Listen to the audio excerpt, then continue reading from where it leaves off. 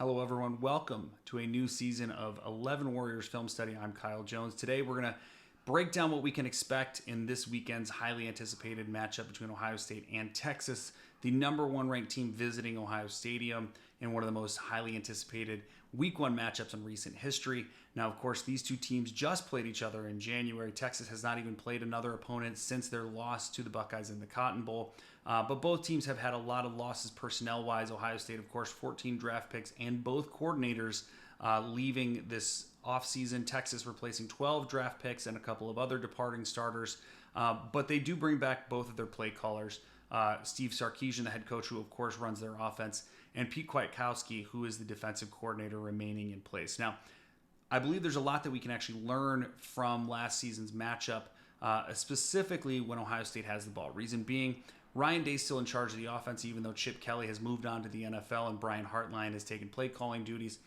Day essentially confirmed this week that the game planning is still done by committee. The entire coaching staff is involved, and he has final say in terms of what goes into the game plan. Now, Brian Hartline is, of course, the one who's going to be calling down the plays from the box on Saturday afternoon. However, that list is not like your Madden game plan where you have hundreds of plays to choose from.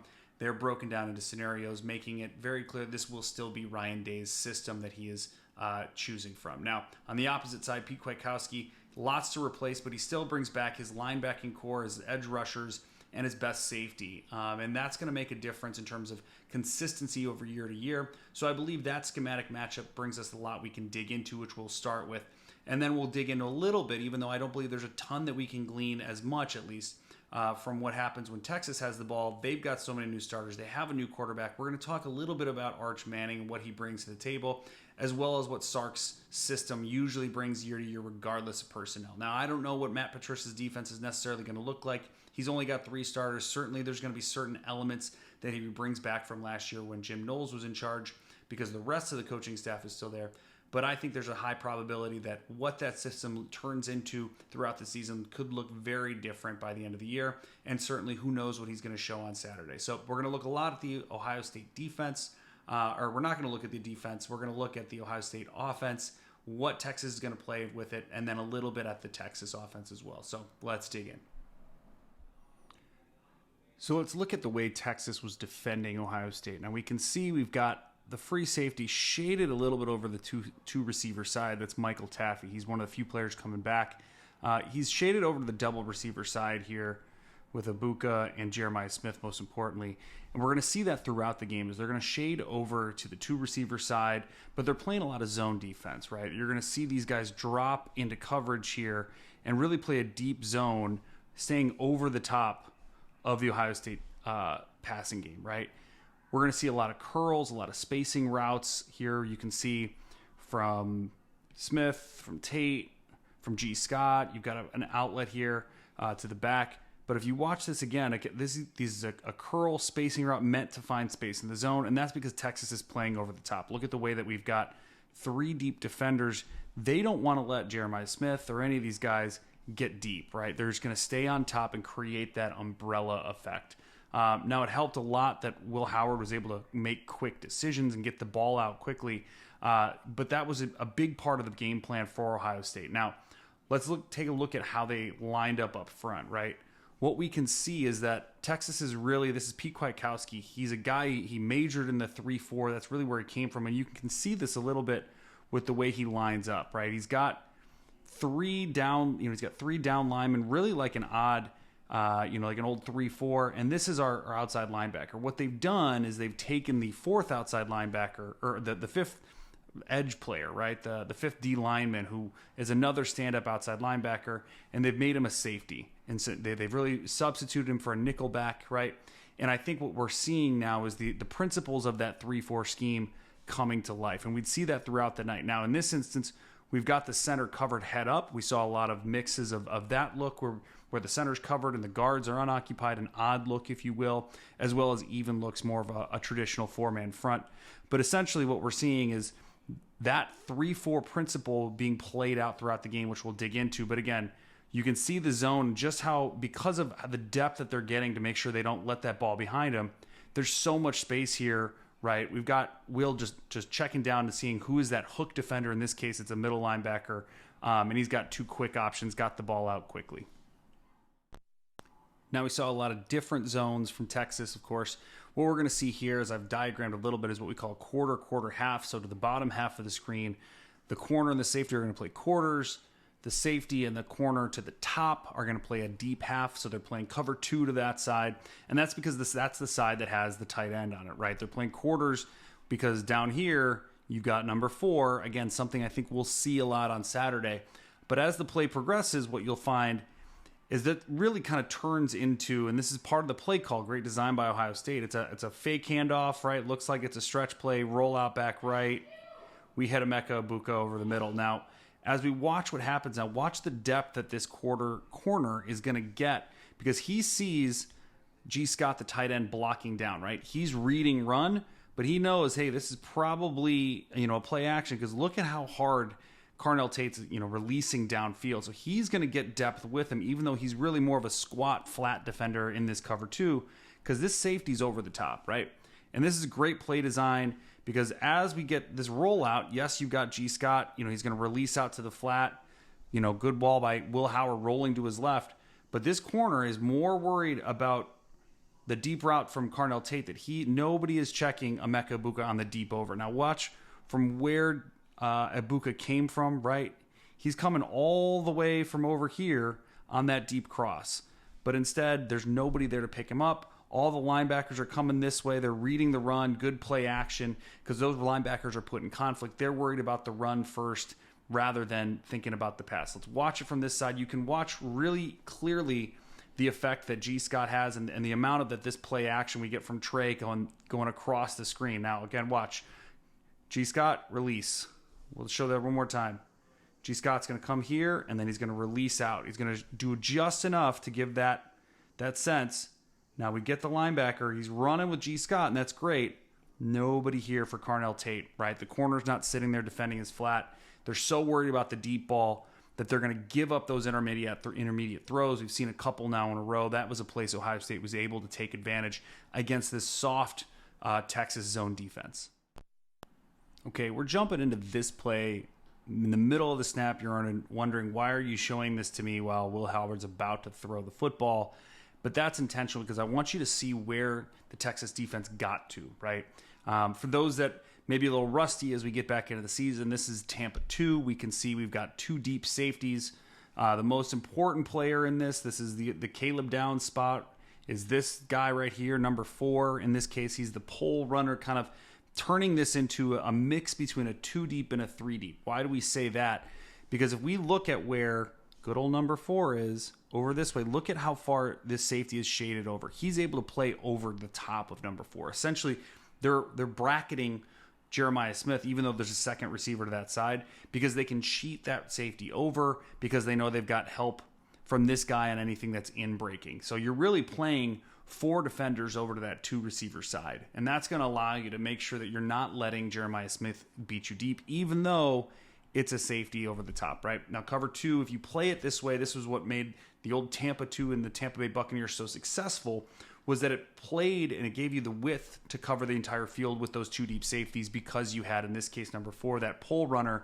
And again, something we've seen from Caleb Downs, you're able to cover and take away the middle of the field by doing this. It's a mix between cover 2 and cover 3. Now, why am I showing you this? Because if we go all the way back to where this play starts, this is not at all how Texas starts the play, right? We can see we've got this one safety in the middle of the field. It looks like man coverage, right? All these guys are here. They're pressed up on the line of scrimmage. We got one deep safety in the middle of the field.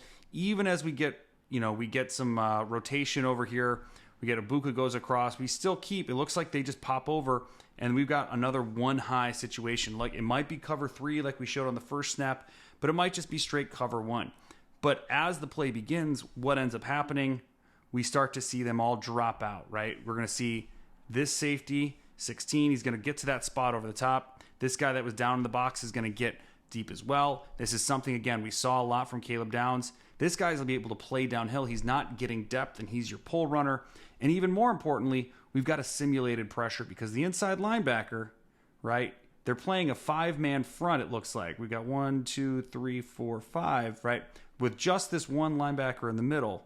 But that middle linebacker, he's going to be the guy that blitzes. Oh, let me get you the right thing here. He's going to be the guy that blitzes while these two ends drop off into coverage, right? So again, we've got corners playing the flats. We've got this middle deep safeties coming up to play the pole runner. And then these two guys that look like slot defenders are dropping into play safety. Now, why are we showing that? Because you're talking about Julian Sayin, a kid making his first career start in a big environment against an athletic defense. And it's going to be his job on the fly to diagnose as these changes in the coverage as the play progresses. He's got to be able to know where to look to understand, is this guy bailing? Does that mean that he's got Jeremiah Smith over the top? These are the cat and mouse games that I expect Pete Kwiatkowski to play against Julian Sayin in the Ohio State offense this Saturday. Now, one of the best ways to beat these types of looks, these disguise coverages that they change the shape after the snap. We can see another version here. You can see drawn up how Texas is going to ultimately get to another Tampa 2 look, even though they're showing really just one high safety again. Now, this is another sim pressure. This time they're going to bring this safety through that gap there, but it's still only bringing 4. So it's not a true pressure. It's a simulated pressure. It looks like they're bringing the middle linebacker. He might be coming up the middle. He's actually dropping out. But what's going to happen here? We've seen this play many, many times.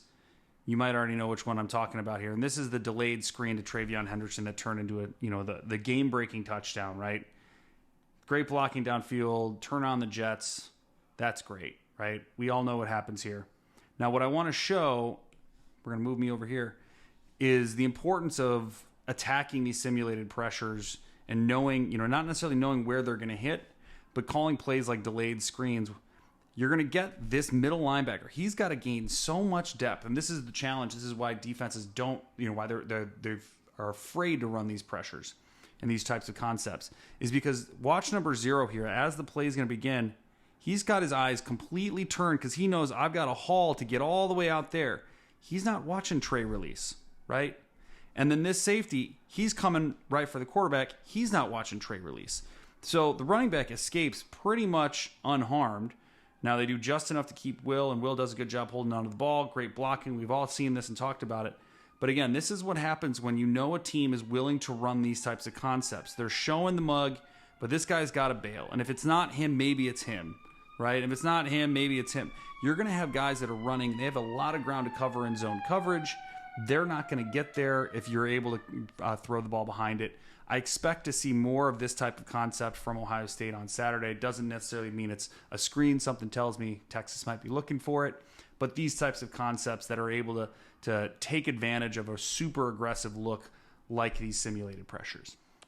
All right, you might be wondering why I'm so focused on the zone coverage.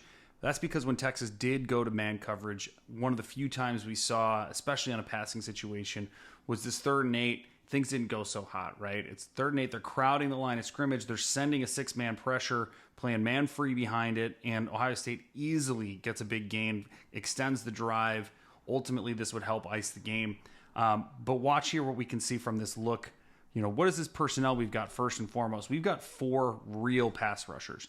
There's only one big boy, and that's one defensive tackle. We've got a safety pressed up here along with the inside linebacker. We've got an end who's in the B gap, and we've got their 2 star speed rushers on the outside. That's Colin Simmons all the way on the right working against Josh Fryer. There's 6 guys for 5 offensive linemen and 1 running back. Now, this is really important as we think about this Saturday. Ohio State's starting a true freshman running back. They're starting 2 starters at least on the offensive line, 2 new starters, I should say. And then we've got going to be a new starter in the running back room. And so this is great blitz pickup from TreVeyon Henderson. He's just going to stonewall the incoming safety right now. Because what we're going to get is man on the left side, man on man out here, and Trey's going to pick up that inside rusher. And he just absolutely stonewalls him, gives Will just enough time to throw that deep ball. Now, again, Carnell Tate's wide open, and this is why I really have trouble believing that Texas is going to try to play a lot of man coverage despite it being against a new quarterback and despite bringing all these pass rushers back. Ohio State is able to so easily beat this coverage. We've got multiple guys here that are open. Emeka Egbuka's open on a deep play. We've got G. Scott on the underneath, and we've got Carnell Tate there on the middle route there. They turned this into a flood route, and on the backside, if all that was covered, you still got Jeremiah Smith on a deep over. All 4 of the receivers are covered, and that's really what Texas is hoping for with that pressure, is they can get there before that happens. If Ohio State's able to pick up the blitz, if they see man coverage, it's going to be bad news for Texas on Saturday. Okay, the last piece I wanted to call out about the Texas defense was the personnel usage and how that could be a place that Ohio State has an opportunity to attack.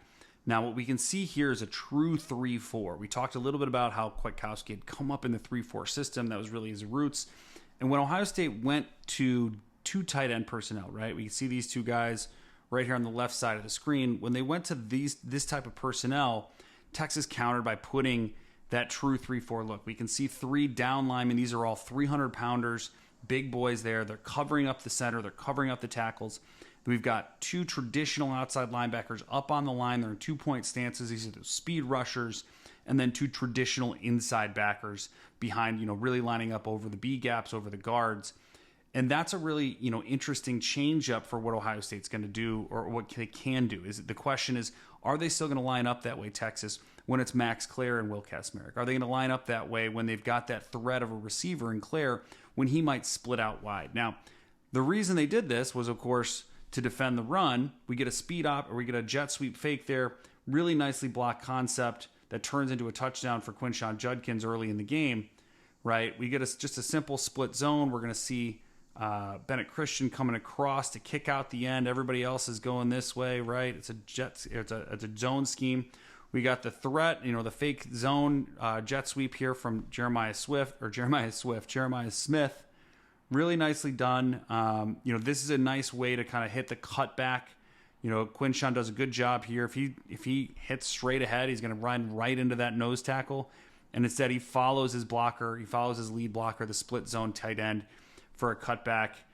Dances, good block from Emeka Egbuka on that safety, right? Watch number 2 here. He's going to get up on the safety, making a nice block. Again, great execution. I don't think we're going to see this crisp of execution from either team on Saturday. This is the first game of the season, a lot of new starters. But the reason I showed, of course, again, is really just to talk about the personnel.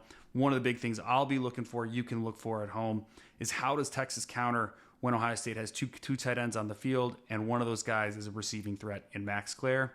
Keep your eyes out. As I said in the open, I don't think we can say with a whole lot of confidence what is going to happen and what things are going to look like really when Ohio State is on defense. Texas is playing with a new quarterback, replacing a ton on offense, including pretty much their entire wide receiver room, 4 starting offensive linemen. Ohio State, 8 new starters on defense and a new defensive coordinator. There's just so many unknown variables at this point. It'll be fun to dissect after the fact, but right now it's hard to say what we're going to see. However, this is still Steve Sarkisian, so there are certain aspects that we know we're going to see.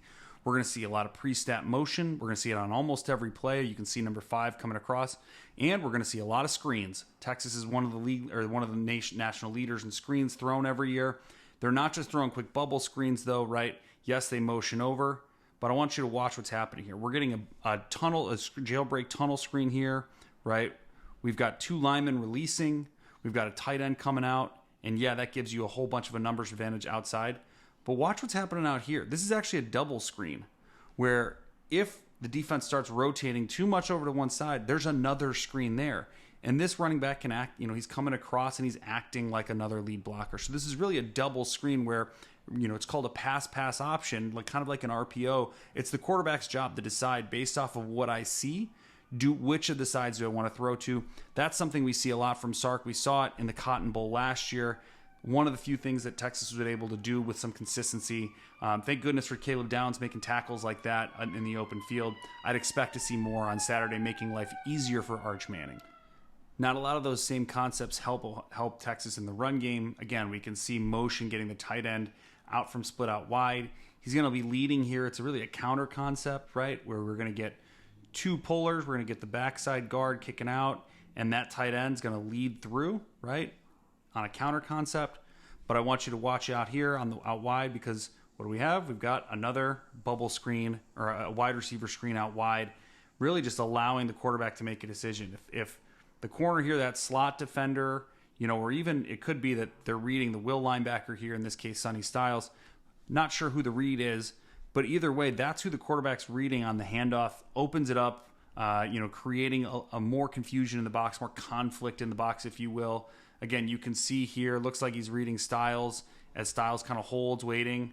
And that's what's going to allow the quarterback to hand off. So again, these are principles we see year in, year out from Steve Sarkisian. I would imagine that Ohio State's still going to see plenty of these, lots of run plays with motion attached, changing the picture until just before the snap, and then creating conflict by optioning lots of defenders. That's one of the big pieces we see out of Sark's offense every year. And again, he's got a young quarterback. How can he make life easier for him? These are the types of ways. All right, now I know everyone wants to talk about, the star on the other sideline, the player that I think has probably gotten more coverage than anyone else this preseason and probably this week, and that's Arch Manning. Everyone knows the name. Not a whole lot of film to look at, although he did start a couple games last year. I do expect that we're not going to see the same game plan we saw when he rolled out last season, because they were kind of using the Ewers offense and adapting it to him. But again, there are principles that I think we can expect. Again, you can see pre-snap motion, receiver coming off, and then play action. This is really that third staple of what Sark does so often. And that is, again, using that backfield motion. We just talked about the RPOs. We're going to get this guy coming across, and then he's going to fake an orbit motion handoff, right? And that play action is going to hold the linebackers long enough to create space. And I want to show you this, right? So watch as he's coming out. It looks like we've got a lead blocker here. We've got the fake, and you're going to see these guys, they're going to gain so much width so quickly that it's going to open up the window for this glance route, right? Watch this. Watch as this happens. These guys are trying to get width instead of getting depth. Again, they're out here, which creates this whole window, right, for Arch to just throw a dart right in on this glance route. We'll watch it from the sideline or from the rear view here in a second, right, from behind the play. Again, watch as we get this motion across. These guys, they're moving laterally. That's what the play action does, right? They're moving laterally instead of dropping into their pass drops. They're playing zone here. It's a cover 3. And look at the gap, right? There's so much room for Arch to just fire this in. That is because of the play action and what it can do to stress a defense, allowing a nice wide open throw. Now, great ball. We're going to talk about that in a second, because I think Manning's arm strength is going to be a difference maker for Texas this year. But again, this is the Sark offense at work. We've got screen passes here. This is the other thing I wanted to show real quick. There's always a nice check down, right? If this isn't here, now the progression we're going to get is glance route, over route. And then the last one is actually this guy coming out of the backfield, right? We're going to get these guys coming out on a screen, but he's got an escort, and that's the running back. So it's really like a lead blocker for this screen on the check down. That's not fair if you're a defense. How are you supposed to account for all those things? It's not easy. That's why Sark's one of the best play callers. Should be fun, again, to watch this chess match. Now, I think there's probably a few people who just assume that this kid's overrated because of his last name, because of the recruiting profile, because of the team he plays for. I do want to make it clear that this kid's got the talent, right? He's big. He's got the size. We know he can run. He came in short yardage. This is just a heck of a throw. Look how effortlessly he just throws this 25-yard comeback. Just an absolute dart. Ohio State's got to be ready for these deep passes. I think one of the biggest differences last year was Ewers didn't really attack them downfield, didn't stress them on the deep ball as much. They're going to have to be prepared for the deep ball this season. Going to put a lot of stress on Ohio State's secondary. A young secondary in some places, Jermaine Matthews, Lorenzo Styles, Jermaine McClain, or Malik Hartford, guys that maybe didn't see the field a ton last year. They'd better be prepared because the ball is going to be coming their way. Could be opportunity for interceptions as well. But again, this guy's got an arm much more so than Ewers had. Ohio State has to be prepared for it. Now, we just talked about the arm strength. Let's see all the pieces coming together here. We're going to see a fake screen. Again, pre-snap motion. Fake the wide receiver screen, and then not just the arm strength, but really nice touch and accuracy. Throw that ball in the corner.